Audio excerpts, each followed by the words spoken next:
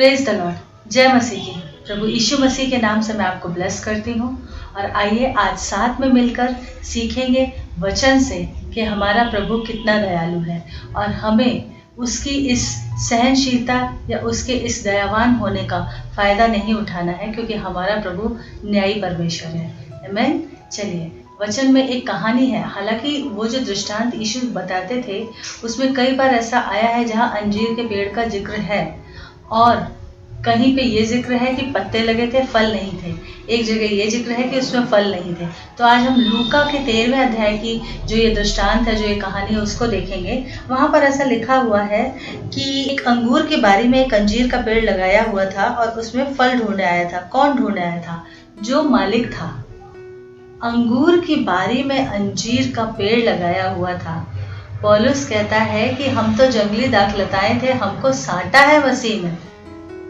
परमेश्वर ने, यहोवा ने मसीह यीशु के द्वारा हमको, जैसे कलमें लगाते हैं ना, उसको काट के दूसरी कलम उसमें जोड़ के फिर उसको रोपाई करते हैं, उस तरीके से हम तो जंगली थे, हमको वहां से लाके साट दिया गया है और इस तरीके से उसने हमें अपने दत्तक पुत्र और पुत्रियां बनाया है। आमीन। और यहाँ पर ऐसा लिखा हुआ है कि जब वो देखने आया और मालिक को उसमें फल नहीं मिले, तब उसने क्या कहा रखवाले से। रखवाला कौन? जो माली था। तो उसने क्या कहा रखवाले से कि देखो, मैं 3 वर्ष से देख रहा हूँ इस अंजीर के पेड़ में फल ढूंढने आता हूँ, लेकिन इसमें कोई भी फल मुझे मिलते नहीं। तो ये फालतू में जमीन को रोके हुए, ऐसा करो इसको काट डालो। अभी रखवाले ने क्या कहा? उसने कहा कि नहीं स्वामी, 1 साल, अच्छा सिर्फ एक बार और मौका दे दो प्रभु, एक बार और मौका दे दो, 1 साल और रहने दो इसको। और मैं क्या करूँगा, मैं इसके चारों ओर गड्ढा खोदूंगा, फिर क्या करूँगा, उस गड्ढे में खाद डालूंगा और फिर उसकी देखभाल करूँगा, रखवाली करूँगा। अगर ये फलता है इस बार तो ठीक है, नहीं तो फिर जैसा आप कहें। इस कहानी से हम क्या सीख रहे हैं? यहाँ पर जो मालिक है वो पिता यहोवा है, जो रखवाला है वो यीशु मसीह है, जो अंजीर का पेड़ है, जो अंगूर की बारी में, अंगूर की दाख की बारी में साटा गया है, वो हम और आप हैं। यहूदा चुना हुआ था, इज़राइल चुना हुआ था। एक व्यक्ति को नाम दिया याकूब और उसको नाम दिया इज़राइल। याकूब को आगे चल के इज़राइल नाम दिया और उसके 12 पुत्रों से इज़राइल राष्ट्र बना, उन 12 गोत्रों से। वो तो चुने हुए थे, इज़राइल प्रभु का पहलौठा है, लेकिन हम और आप गोद लिए हुए दत्तक पुत्र और पुत्रियां बने। इस तरीके से हमको अधिकार मिल गया। मसीह यीशु ने बताया था ना बहुत पहले, और बाइबल का कीवर्ड्स भी है यूहन्ना 3:16 कि परमेश्वर ने अपना इकलौता पुत्र इसलिए दिया है ताकि जो कोई इस पर विश्वास करे वो नाश ना हो और अनंत जीवन पाए। तो हम सब उस जो कोई के अंदर आ गए। आमीन।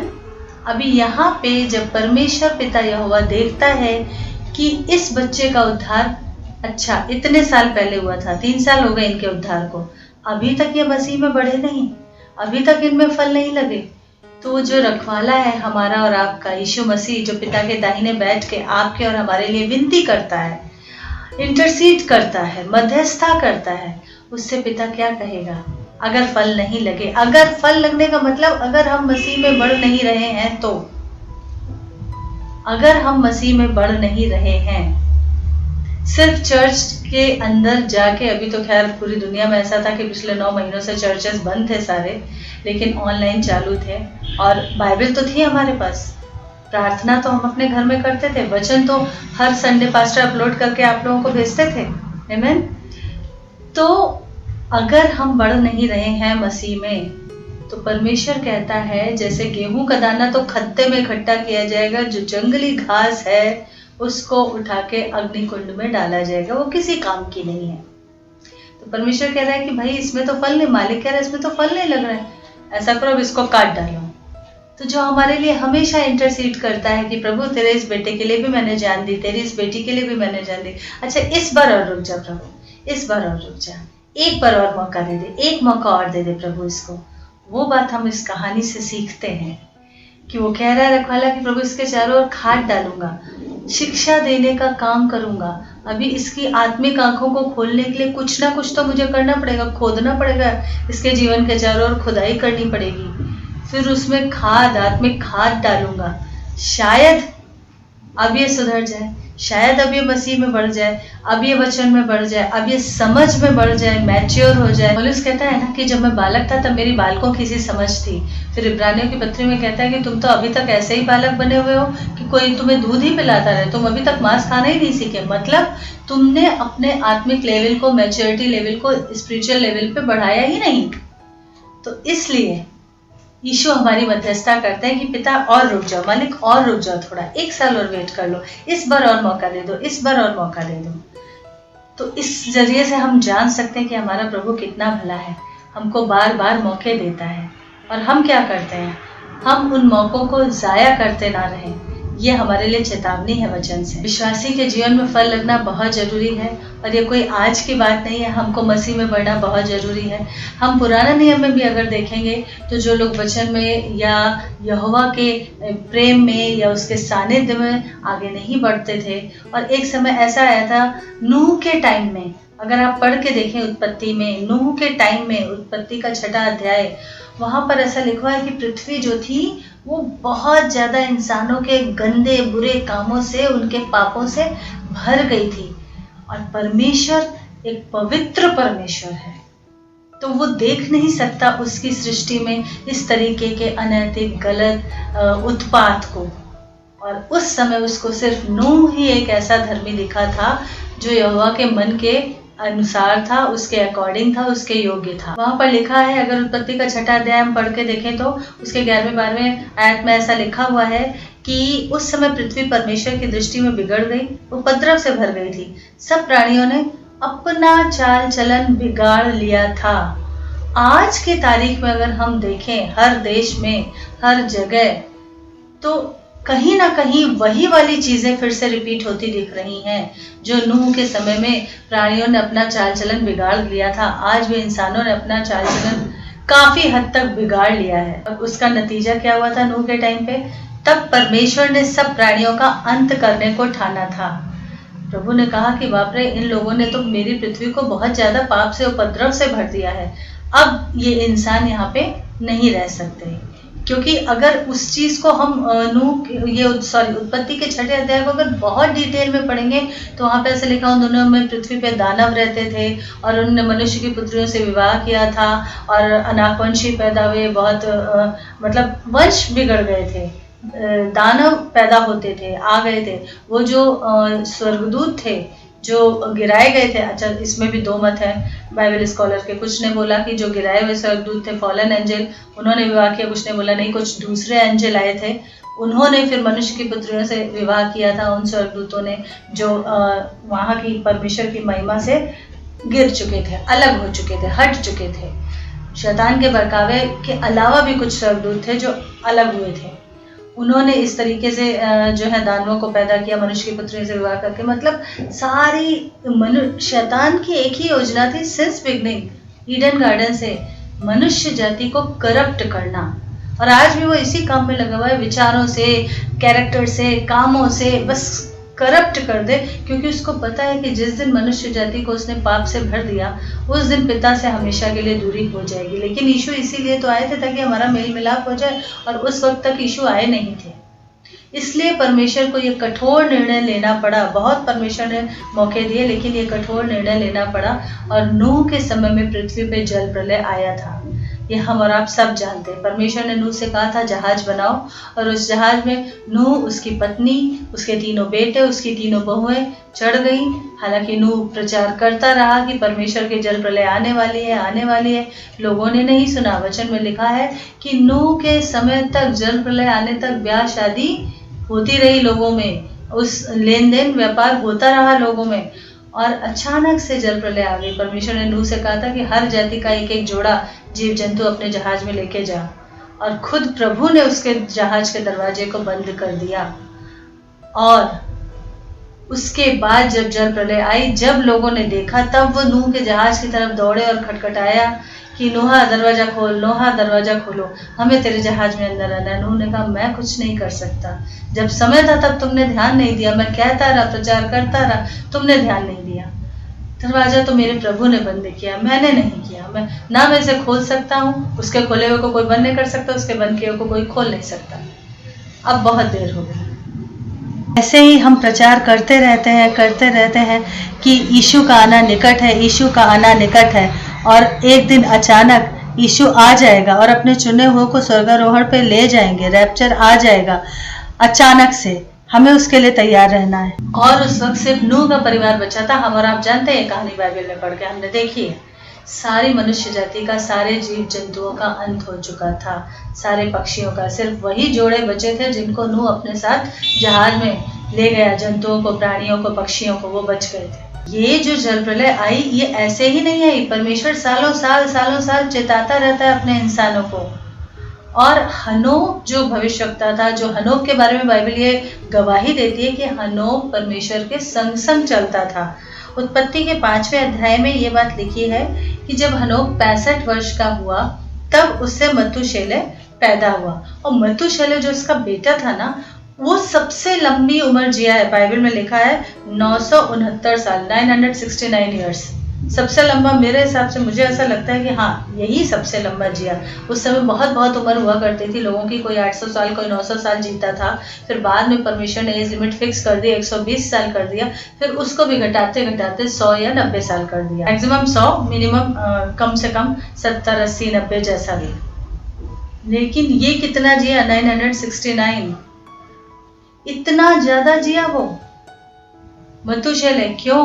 क्योंकि बाइबल के स्कॉलर ऐसा बताते हैं कि मतुशेलह के पैदा होने पे परमेश्वर ने हनोक को ये बता दिया था कि जिस दिन ये लड़का मरेगा उस दिन जल प्रलय आएगी। ऐसा उसके नाम का अर्थ लोग बताते हैं कि मतु और शेलह, इसका मतलब ये है कि ये जब मरेगा, there shall be an emission, वहां पर एक फ्लड आएगा, वहां पर शायद जल प्रलय आ जाएगी। और कहते ये हैं कि जब मतुशेलह पैदा हुआ, ये भविष्यवाणी की गई, तब से जो हनोक था वो अपने और यहोवा परमेश्वर के रिश्ते में और ज्यादा अलर्ट हो गया, खराई से चलने लगा। क्योंकि उस समय तो बाबा आदम भी जिंदा थे ना, क्योंकि सब बहुत लंबा जीते थे ना। आप जेनेसिस में बैठ के कैलकुलेट करके एक चैप्टर ध्यान से पढ़िए तो आपको सारी चीजें पता लग जाएंगी। तो हनोक इसीलिए इतनी खराई से और चलने लगा परमेश्वर के साथ कि उसके बारे में गवाही दी गई कि वो उठा लिया गया। परमेश्वर का प्रिय था और चलते चलते प्रभु के साथ वो उठा लिया गया, लोप हो गया, मतलब गायब हो गया, पता ही नहीं, उसकी डेड बॉडी का आता पता नहीं है। एलिया को तो जाते हुए देखा एलिशा ने और लोगों ने कि अग्नि में घोड़ों का रथ आया और एलिया को लेके गया स्वर्ग में। जैसे यीशु का स्वर्गारोहण देखा, जैसे हम और आप स्वर्गारोहण में जाएंगे, रैप्चर में जाएंगे।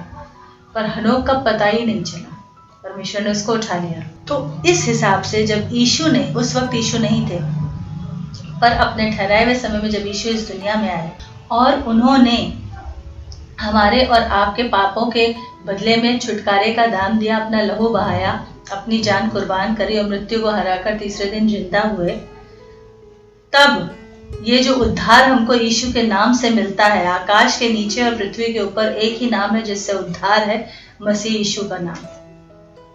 तो उस उद्धार को जो हमें सेंत में मिलता है फ्री गिफ्ट के रूप में, हमें कितना ज्यादा संभाल के रखना चाहिए। हमें उसको हंसी में नहीं लेना चाहिए। देखिए, जब कोई हमें कीमती गिफ्ट देके जाता है तो हम उस गिफ्ट को कितना सहेज के रखते हैं। तो जो खुद सृष्टि के स्वामी ने, यहोवा परमेश्वर ने हमको मसीह यीशु के रूप में उद्धार का कीमती गिफ्ट दिया है, ये साल्वेशन दिया है, तो हमें इसको कितना संभाल के रखना है। इसको हमें ऐसे मजाक में या हंसी ठट्टे में या बचपने में नहीं खराब करना है। एक छोटा सा एग्जाम्पल बताती हूँ कि हमारा ट्रांसफरेबल जॉब था, जैसे मैं पहले बता चुकी हूँ। तो मेरा बेटा जब छोटा था तो उसको ट्रांसफ़र पसंद नहीं था। तो वो बोलता था कि पापा आप बैग लेके इधर से उधर घूमते क्यों रहते हो, एक जगह रहा करो ना। मतलब उसके दोस्त छूट जाते थे, स्कूल बदल जाता था, तो उसको अच्छा नहीं लगता था। तो मेरे हस्बैंड कहते थे बेटा मैं नहीं घूमता हूँ, मेरे बॉस कहते हैं जाने के लिए, इसलिए मुझे जाना पड़ता है। तो कहता था अपने बॉस को बोल दो हमको नहीं जाना, हमको एक जगह रहना है, हम नहीं जाएंगे। मतलब छोटे बच्चे को लगता था कि ये इतनी आसान चीज़ है कि बस हमने बॉस को बोल दिया कि नहीं भाई हमारा मन नहीं है देखो ट्रांसफ़र पे जाने का, हम तो नहीं जाने वाले, आप देख लो अपना, हमें नहीं भेजो। इतनी आसान चीज़ है, उसको ऐसा लगता था कि आप बॉस को मना कर दो, हम नहीं जाएंगे, हम एक जगह रहेंगे। तो कई बार हम भी छोटे बच्चे की तरह उद्धार को इतना ही आसान समझ लेते हैं, ऐसे ही खिलवाड़ समझ लेते हैं, खेल समझ लेते हैं। ये बहुत बड़ी गलती है हमारी। उद्धार को हल्के में मत लीजिए, साल्वेशन को हल्के में मत लीजिए। आश्चर्य कर्म उद्धार का, साल्वेशन का एक हिस्सा है। आश्चर्य कर्म बड़ी बात नहीं है, बड़ी बात यह है कि हम मसीह के साथ साथ साथ साथ अंत तक चलते रहें। यीशु की मर्जी पूरी करना ये बड़ी बात है, पिता की इच्छा पूरी करना ये बड़ी बात है। जबकि होता क्या है, हम तो कहते हैं, हम इंसानों का प्रॉब्लम यह है कि हम सब अपने आप को बहुत परफेक्ट और बहुत सही समझते हैं। मेरे हस्बैंड हमेशा कहते हैं चर्च में बैठ के कभी ये मत सोचिए कि मैसेज बाजू वाले के लिए, क्योंकि वो सिंस बिगनिंग वो कहते थे कि जब भी मैसेज आता है सामने से तो मैं ये सोचता था कि जैसे पौलुस कहता है ना, वचन हमारा आईना है, तो वो कहते थे कि अभी मुझे और कितना ठीक होना है, अभी मुझे और कितना सुधरना है। उस तरीके से वो जांचते थे। और यहाँ तक कि हम प्रचारकों के लिए भी आज जब हम लोग प्रचार करते हैं तो वचन की कसौटी पे पहले हमें खुद को परखना है। पर उपदेश कुशल बहु तेरे ये नहीं करना है, हमें पहले खुद को परखना है, तब बाद में कांग्रीगेशन के लिए है वो मैसेज। तो कई बार हम लोग कहते हैं God is merciful, God is merciful, और हम बहुत हल्के में लेते हैं उद्धार को। वही चीज हमारे लिए गलत हो जाए। और जब हम कहते हैं कि हम पवित्र आत्मा से मदद मांगेंगे तो वाकई में अगर सिंसियर होकर हम उससे मदद मांगेंगे तो वो हमको दिखाएगा कि हमें कहाँ अभी थोड़ा सा और ठीक होने की जरूरत है, और वो हमारी मदद भी करेगा उस बात में, उस जगह सुधरने में, उस काम में। परमेश्वर दयालु है और उसने क्या किया था, अपने आप से खुद से प्रॉमिस किया था। उत्पत्ति के 8वें अध्याय के 21वें पद में ऐसा लिखा है कि परमेश्वर यहोवा ने क्या कहा, यद्यपि मनुष्य के मन में बचपन से जो कुछ उत्पन्न होता है वो बुरा होता है, तो भी जैसा मैंने सब जीवों को अब मारा है वैसा फिर नहीं मारूंगा। मतलब परमेश्वर पछताया कि मेरे ही बनाए इंसान को मैंने कैसे खत्म किया, पर उसकी मजबूरी थी, पृथ्वी बहुत बिगड़ गई थी। इब्रानियों 11:5 में जैसे हनोक की गवाही दी गई है ना, हमें वैसा बनना है कि हनोक उठा लिया गया, तो हमें वैसा बनना है ताकि हमें से हर एक रैप्चर में उठा लिया जाए। जब पृथ्वी पूरी तरह से बिगड़ गई थी तब प्रभु को मजबूरी में जल प्रलय लाना पड़ा था, वो चाहता नहीं था। अभी देखिए आज सोशल मीडिया के जरिए गॉस्पेल, मैं समझती हूँ सुसमाचार लगभग हर एक तक पहुँच चुका है, बहुतों तक पहुँच चुका है, लेकिन फिर भी लोगों के मोटे मन जो पत्थर का हृदय वो पसीजता नहीं है। इसलिए हमें ज्यादा प्रार्थनाएं करनी है ताकि एक जब उठे, पतरस से यीशु ने क्या कहा था कि जब तू फिरे तो अपने भाइयों को फेरना। तो जो एक उद्धार पा चुका वो हजारों के लिए प्रार्थना करे, कम से कम एक व्यक्ति हजार के लिए प्रार्थना करे। आज भी वही हो रहा है कि पृथ्वी पूरी तरह से बिगड़ चुकी है, पाप बढ़ चुका है, इल्यूमिनाटी का काम फैल रहा है, शैतान की चर्चेस खुल रही हैं, ये सारे गलत चीज़ें हो रही हैं जो नहीं होनी चाहिए। किस लिए हो रही हैं? क्योंकि मसीह लोग शायद थोड़े आलसी हो गए हैं, इसलिए हमें और ज़्यादा कर्मठ होने की ज़रूरत है ताकि बैरी के राज्य का खात्मा किया जा सके।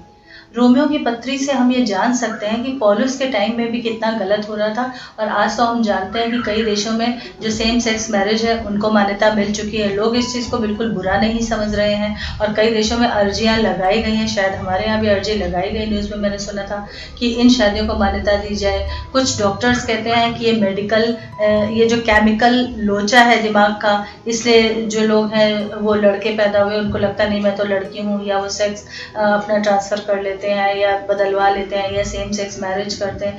ये देखिए मेडिकली डॉक्टर्स जो कहते हैं वो एक अलग पॉइंट हो गया, पर अगर हम स्पिरिचुअली देखें तो ये शैतान की पकड़ है इंसान को नाश करने के लिए, क्योंकि ये उस टाइम में भी था। तभी तो पौलुस ने देखिए रोमियो की पत्री के पहले अध्याय में 18वें पद से वचन कहता है कि परमेश्वर का क्रोध तो उन लोगों की सब अभक्ति और अधर्म पर स्वर्ग से प्रकट होता है जो सत्य को अधर्म से दबाए रखते हैं, इसलिए कि परमेश्वर के विषय का ज्ञान उनके मनों में प्रकट है, क्योंकि परमेश्वर ने उन पर प्रकट किया है। तो भी क्या हो रहा है? उसके अनदेखे गुण, उसकी सनातन सामर्थ्य और परमेश्वरत्व जगत के समय से उसके कामों के द्वारा देखने में आते हैं, यहाँ तक कि वे निरुत्तर हैं। इस कारण कि परमेश्वर को जानने पर भी उन्होंने परमेश्वर के योग्य बड़ाई और धन्यवाद नहीं किया, परंतु व्यर्थ विचार किया, यहाँ तक कि उनका निर्बुद्धि मन अंधेरा हो गया। कैसे हो गया? वे अपने आप को बुद्धिमान जताकर मूर्ख बन गए। जो लोग इस सेम सेक्स मैरिज के समर्थन में बोलते हैं और बहुत बुद्धिमानी भरे तर्क और बातें और बहुत ऐसा अपने आप को दिखाते हैं कि हम बहुत ज्ञानी हैं, देखो उनके साथ सिंपैथी रखो, उन लोगों के साथ ठीक है सिंपैथी रखने, उनके लिए प्रार्थना करनी, लेकिन उस चीज को मान्यता नहीं देनी है। बाबा परमेश्वर ने ईडन गार्डन में अगर सृष्टि करता चाहता तो 2 पुरुष बना सकता था या 2 स्त्री बना सकता था। उसने 1 पुरुष 1 स्त्री क्यों बनाई? उत्पत्ति के पहले दूसरे अध्याय में लिखा है कि जब यहोवा परमेश्वर ने देखा दूसरे अध्याय में कि आदम अकेला है और जानवर और पक्षी इन सब से उसका दिल नहीं बहल रहा है, तब उसने कहा आदम के लिए एक सहायक बनाऊंगा। तो उसने सहायक के रूप में दूसरा पुरुष क्यों नहीं बनाया? उसने उसको नींद में आदम को सुला के उसकी पसली से एक स्त्री क्यों बनाई?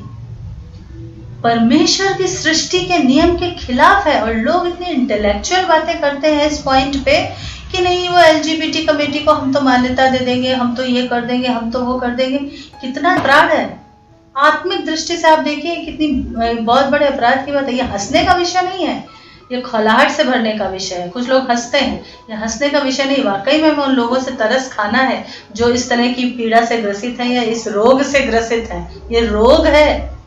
डॉक्टर कह रहे हैं कि दिमाग का केमिकल लोचा है, पर मतलब मेंटली तो वाकई में ये एक रोग है और हमें इसके लिए बहुत प्रार्थना करने की जरूरत है, बहुत ज्यादा प्रार्थना करने की जरूरत है। परमेश्वर की बनाई हुई सृष्टि के नियम के खिलाफ जा रहे हैं। एक बार हम लोग प्रेयर टावर गए हुए थे चेन्नई में, तो वहाँ हमारी एक रिलेटिव आई थी, मतलब मेरी कजन सिस्टर की बेटी। तो वहाँ पे बहुत सारे आप जाते हैं जेंटाइल आते हैं प्रेयर करवा। हम लोग हॉल में बैठे थे, अपनी मतलब बारी का इंतजार कर रहे थे। बहुत पहले की बात बता रही हूँ, आज से 10-12 साल पहले की बात बता रही हूँ शायद। तो वहाँ पे एक कोई जेंटाइल फैमिली है, अच्छा खासा 17 साल का मुझे लगता है जवान होगा, और वो जो टी शर्ट पहना था उस पर खोपड़ी का स्कल बना हुआ था, भूत जैसा जो दिखता है। और जैसे ही उसने एंटर किया, मैं उधर चेयर पे बैठी हुई थी, तो मेरे मुंह से निकला बाप रे बेचारे को वाकई में प्रेयर की जरूरत है। तो वो जो भांजी थी मेरी, जो दीदी की बेटी थी, वो मुझे समझा रही कि अरे मौसी अपने अपने कपड़े पहनने की तो आजादी होनी चाहिए ना। मतलब वो सोच रही कि मैं बहुत ज्ञानवान हूँ, मौसी नैरो माइंडेड है, मैं इनको समझा दूँ। फिर मैंने उसको वचन से समझाया कि बेटा इस तरीके से शैतान पकड़ता है, अपनी पकड़ बनाता है उस व्यक्ति के जीवन में। आप तंत्र मंत्र करवाने जाते हो ना, अगर अपने किसी फायदे के लिए, किसी दुश्मनी निकालने के लिए, मैं जेंटाइल से बात कर रही हूँ शायद, तो वो उल्टा आप पे भी पकड़ बना लेता है। इसलिए इन चीजों से हमेशा दूर रहिए, क्योंकि यहोवा परमेश्वर पवित्र परमेश्वर है। इसीलिए यीशु की बहुत जरूरत है, क्योंकि दुष्ट आत्माएं सिर्फ यीशु के नाम से ही थर थर कांपती हैं और किसी से नहीं। इसीलिए ये बहुत जरूरी है। यहाँ पे आगे वचन कहता है कि वे अपने को बुद्धिमान जताकर मूर्ख बन गए, अविनाशी परमेश्वर की महिमा को नाशवान मनुष्य और पक्षियों और चौपायों और रेंगने वाले जंतुओं की मूर्त की समानता में बदला। चलो जीव जंतुओं की मूर्ति बना के पूजा कर रहे थे, ये तो गलत हुआ ही हुआ। आगे क्या किया वो देखो। इस कारण परमेश्वर ने उन्हें उनके मन की अभिलाषाओं के अनुसार अशुद्धता के लिए छोड़ दिया कि वे आपस में अपने शरीरों का अनादर करें। परमेश्वर का बाइबल कहती है तुम्हारा शरीर पवित्र आत्मा का मंदिर है, परमेश्वर यीशु का पवित्र आत्मा ऐसा है। पर अन्य जातियों को ये पता ही नहीं है, जिनका उद्धार नहीं हुआ है, नेम से क्रिश्चियन, उनको भी ये पता ही नहीं है। अच्छा, हमारे यहाँ लोगों को ये लगता है कि ये अमेरिका और यूरोप कंट्रीज का परमेश्वर, वो बेचारे हमारे देश वाले जानते ही नहीं कि यीशु का जन्म तो इजराइल में हुआ था, और इजराइलियों का भी अभी उद्धार नहीं हुआ है। वो अभी तक मसीहा की वेट कर रहे हैं, इंतजार कर रहे हैं। तो वो बड़े सब फेर में पड़े हैं। यहाँ पे वो कह रहा है कि अपने शरीरों का अनादर किया अशुद्धता के लिए। परमेश्वर ने इसीलिए उनको उनके मन की अभिलाषाओं के अनुसार अशुद्धता के लिए छोड़ दिया है।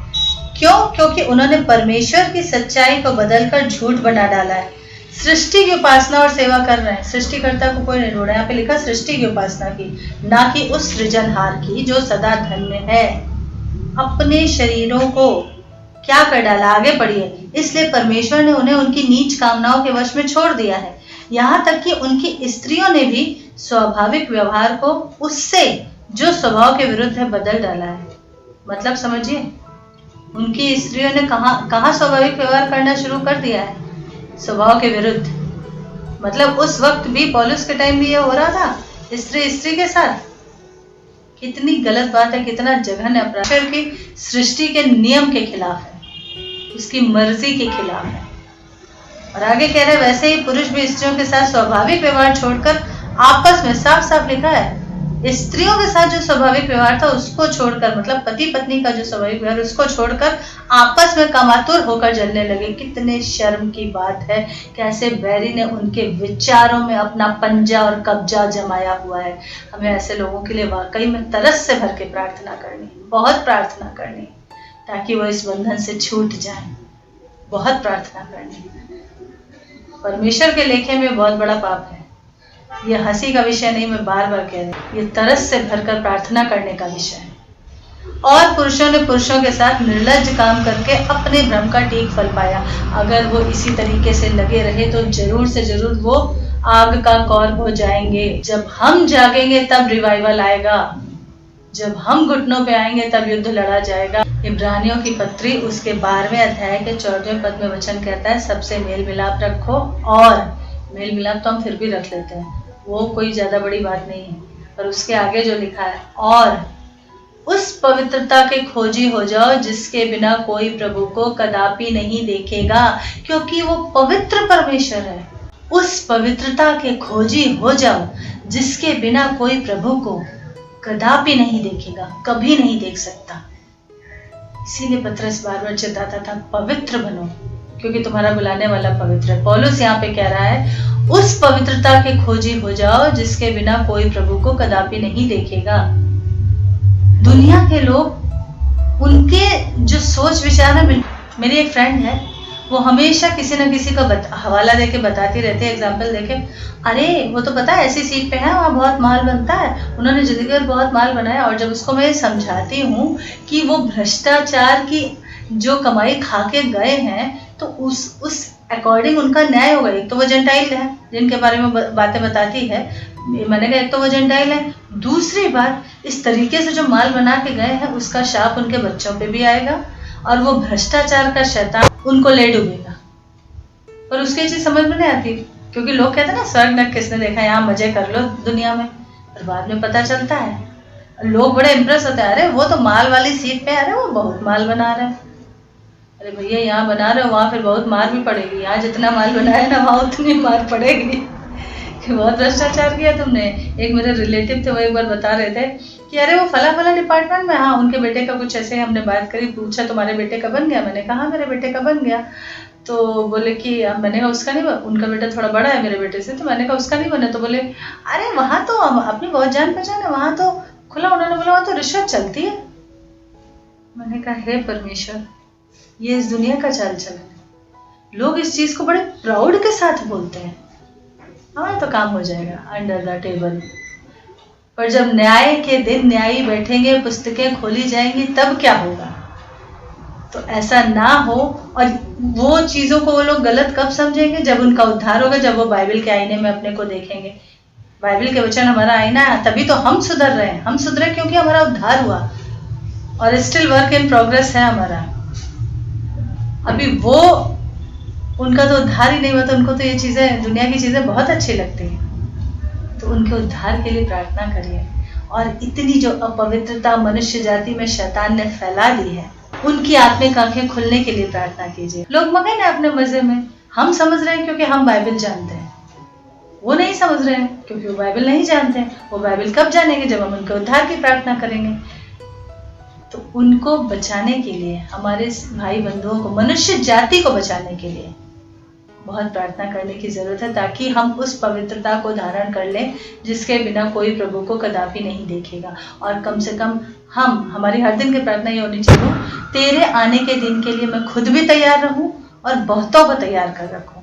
यही प्रार्थना होनी चाहिए। हमारा प्रभु भला है, yes our God is merciful, लेकिन अन्यथा नहीं लेना अनुग्रह को। साल्वेशन फ्री ऑफ कॉस्ट है, मैं हमेशा कहती हूँ।